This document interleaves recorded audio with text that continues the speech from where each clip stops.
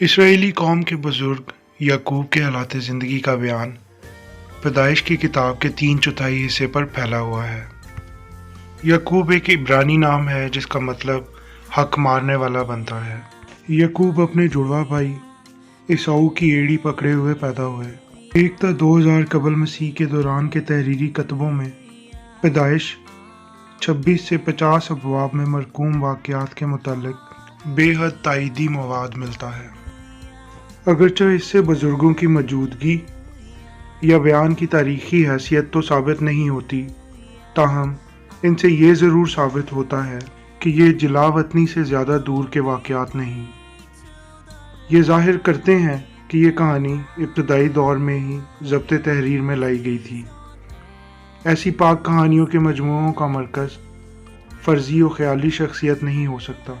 याकूब की ज़िंदगी के ज़माना को यकीन के साथ मुतय्यन नहीं किया जा सकता, क्योंकि इस सिलसिला में बाइबल के बयान और बाकी मानदा दुनियावी रिकॉर्ड में तल्लुक़ वाज़ह नहीं है। आप देख रहे हैं एंशिएंट टेल्स और मैं हूं कैंजलस भट्टी। अगर आप इस चैनल पर नए हैं तो मेरी आपसे दरख्वास्त है कि चैनल को सब्सक्राइब करके घंटी के बटन को दबा दें ताकि मेरी नई आने वाली वीडियोस आप तक बर वक्त पहुँचती रहें। शुक्रिया। इस वक्त जो शहादत मौजूद है उसके मुताबिक ये ज़माना 18वीं सदी कबल मसीह का था। ये सन जशन के इलाके में, जो कि मिस्री दारुल हुकूमत से ज़्यादा दूर नहीं था, याकूब के क़याम को सेसोस्ट्रस ख़ानदान की मिस्र पर हुकूमत के दौर में ले आता है, जिसका मरकज़ मिस्र का अजीम शहर तानिस था। ये अब्राहम के ज़माने को भी 20वीं और 19वीं सदी में ले आता है, जैसा कि बाइबल के बयान और आसार कदीमा की शहादत से भी साबित है। याकूब अपने तमाम भाई ईसाऊ की एड़ी पकड़े हुए पैदा हुए। एड़ी को इब्रानी में अकेब कहते हैं, बस जो नाम उन्हें दिया गया उसका मतलब था वो पकड़ता है, या एक ज़्यादा बेहतर तफसीर के मुताबिक उसने पकड़ा। ये भी मुमकिन है कि ये आम नाम याकूब एल, जिसका मतलब है खुदा हिफाजत करे या खुदा ने हिफाजत की दीदा दानिस्ता जुगतबाजी हो। उस ज़माना के मेखी लखाई के कतबों और मिस्री नुस्खों में इसी मादा ऐन काफ बे के इस्माए मारफा आए हैं, और उनमें इससे मिलते जुलते ऐसे नाम भी शामिल हैं जो मगरबी सामी लोगों पर मुश्तमिल थे। याकूब का एक और मतलब चालाकी से दूसरे की जगह लेने वाला भी बनता है। जैसा कि याकूब ने अपने बड़े भाई की भूख से फ़ायदा उठाते हुए उससे पहलौठे का हक हासिल कर लिया, नीज़ उन्होंने धोखे से वो बरकत हासिल कर ली जो दस्तूर के मुताबिक पहलौठे बेटे को दी जानी चाहिए थी।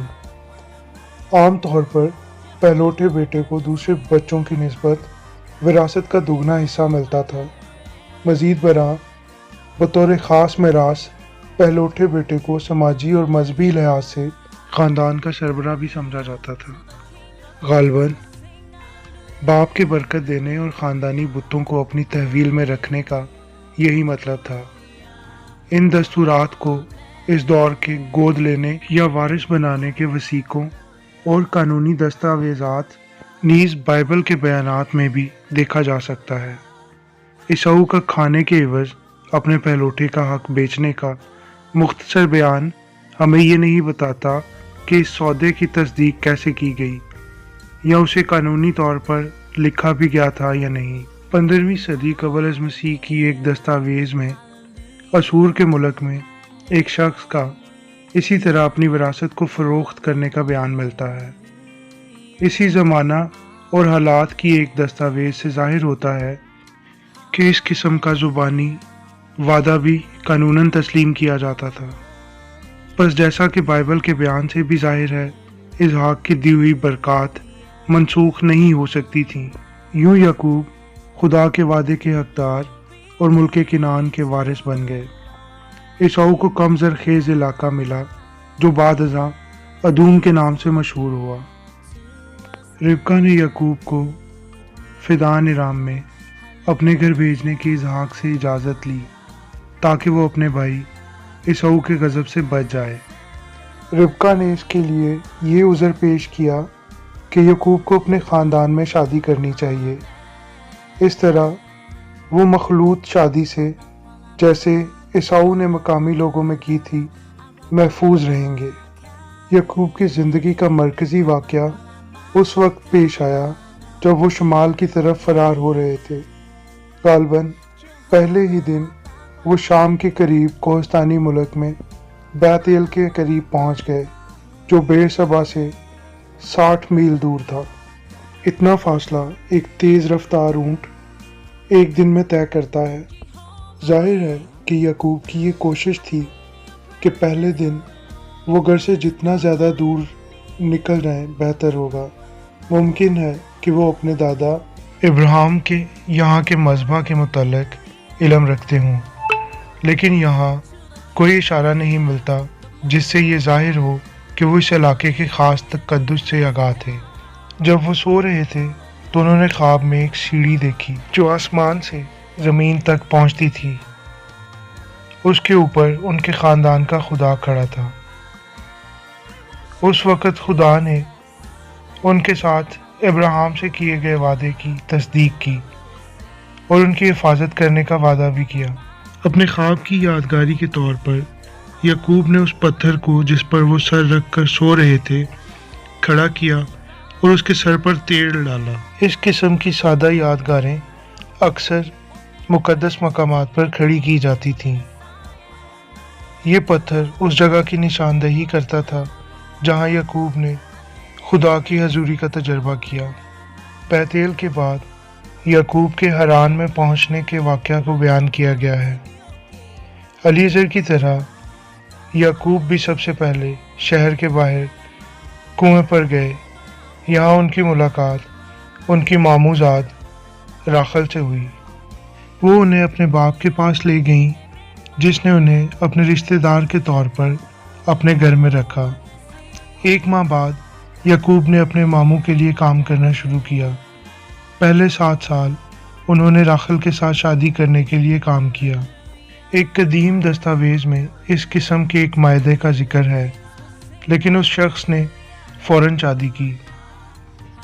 شادی باقاعدہ گواہوں کی موجودگی میں ہوئی تاکہ وہ بابل کے قانون کے مطابق عورت کو بیوی کا درجہ دینے کے لیے معاہدہ پر دستخط کر سکے۔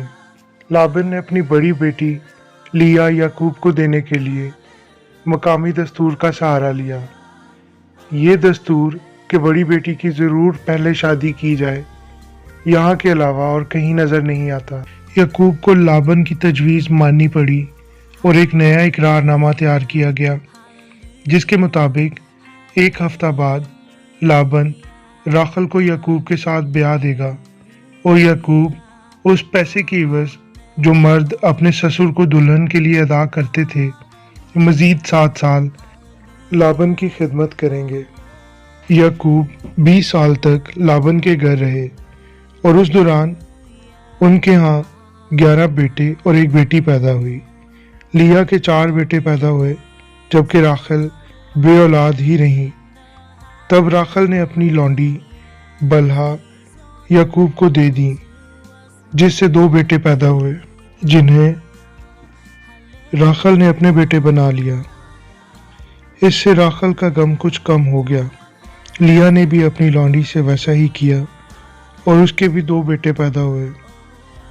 غالباً اس کی وجہ اس خیال پر مبنی تھی کہ بچہ گود لینے سے گود لینے والی ماں خود بھی حاملہ ہو جاتی ہے، بالکل اسی طرح جس طرح سارہ نے اپنی لونڈی ہاجرہ کو اپنے خاوند ابراہیم کو سونپ دیا۔ بیشتر ازیں کہ راخل سے یوسف پیدا ہوئے، لیا سے مزید 2 بیٹے پیدا ہوئے۔ جو نام یعقوب کے بیٹوں کو دیے گئے ان میں سے کئی ایک اس زمانہ کی دیگر تحریروں میں بھی ملتے ہیں، لیکن وہاں ان ناموں کی وہ خاصیت بیان نہیں ہوئی جو بائبل میں ہے۔ حران نہ صرف ایک اہم تجارتی مرکز ہی تھا بلکہ ایک زرخیز زرعی علاقہ اور چراگاہ بھی تھی۔ غالباً لابن کا ایک گھر شہر میں تھا جہاں وہ گرمیوں میں فصل کی کٹائی کے موسم میں رہا کرتا اور سردیوں میں اپنے غلہ کو چرانے کے لیے پہاڑوں پر لے جاتا تھا۔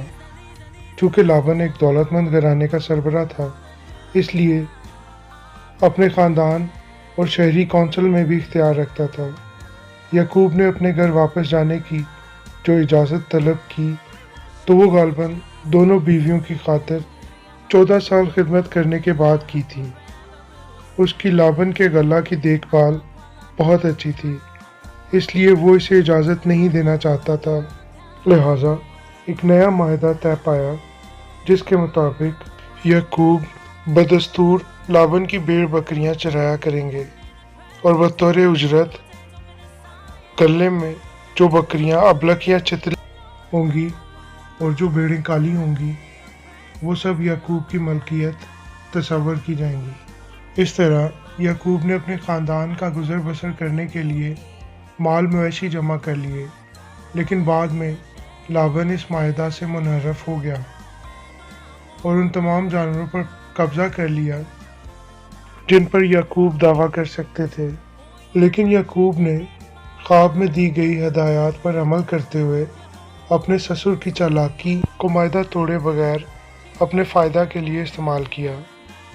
یعقوب کے مال مویشی کے بڑھنے کے سبب سے لابن کے بیٹے اس سے حسد کرنے لگے۔ ان کا خیال تھا کہ وہ انہیں ان کی میراث سے محروم کر رہا ہے۔ یعقوب کے دل میں لابن کو بتائے بغیر حران چھوڑ کر جانے کے بارے میں جو ہچکچاہٹ پائی جاتی تھی وہ ایک الہی حکم سے ختم ہو گئی۔ راخل اور لیا نے بھی اس منصوبے کی حمایت کی کیونکہ وہ سمجھ گئی تھیں کہ ان کا باپ ان کا جہیز مار گیا ہے۔ چونکہ اس وقت لابن اپنی بھیڑوں کی پشم کترنے گیا ہوا تھا، اس لیے یعقوب اپنا مال و اسباب اور مویشی لے کر چل دیے۔ 2 دن کا وقت ملنے کے باعث یعقوب جلاد تک پہنچ گئے، تاہم لابن نے ان کا تعاقب کیا اور 7 دن میں 400 میل طے کر کے انہیں جلاد کے مقام پر جا لیا۔ لابن نے یعقوب سے یوں چوری چھپے بھاگ جانے اور خاص طور پر اس کے بتوں کو چرا لے جانے کا شکوہ کیا۔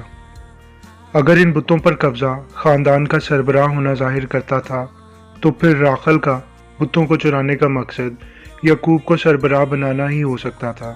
راخل نے ہیلا سازی سے ان بتوں کو اپنے پاس ہی رکھا۔ یعقوب نے بھی شکوہ کرتے ہوئے لابن کو یاد دلایا کہ اگرچہ اس نے نہایت ایمانداری سے غلہ بانی کی تو بھی لابن نے اسے کبھی پورا معاوضہ ادا نہ کیا۔ تب ان کے درمیان ایک معاہدہ طے پایا جس کی شرائط کچھ یوں ہیں: یعقوب اس کی بیٹیوں سے برا سلوک نہیں کرے گا اور نہ وہ اور بیوی کرے گا۔ اس معاہدہ کی تصدیق کے لیے یعقوب نے ایک پتھر کو ستون کی طرح کھڑا کیا اور اس کے پاس ہی پتھروں کا ڈھیر بھی لگا دیا۔ یہ ایک طرح سے سرحد بندی بھی تھی کہ دونوں فریق اس سے آگے نہیں جائیں گے۔ پھر دونوں نے خدا کو گواہ ٹھہرایا اور معاہدہ توڑنے والے کے لیے سزا کی درخواست کی۔ پھر قربانی گزرانی گئی اور دونوں فریقوں نے خیر سگالی کے طور پر مل کر کھایا۔ اس کے بعد یعقوب مہنائیم کی طرف روانہ ہوئے۔ وہاں انہیں فرشتے ملے۔ تب انہوں نے اپنے بھائی عیساؤ کا رویہ معلوم کرنے کے لیے اپنے آگے قاصد بھیجے۔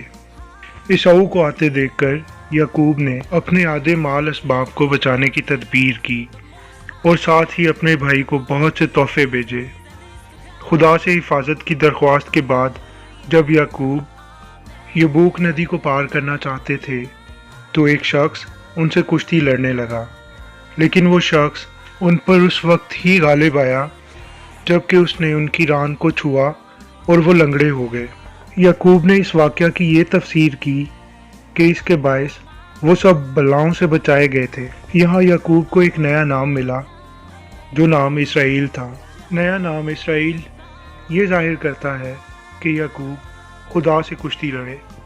عیساؤ کے دوستانہ رویہ کے باوجود بھی یعقوب کی گھبراہٹ کم نہ ہوئی، لہٰذا وہ عیساؤ کے پیچھے جانے کی بجائے سکات کو چل دیے۔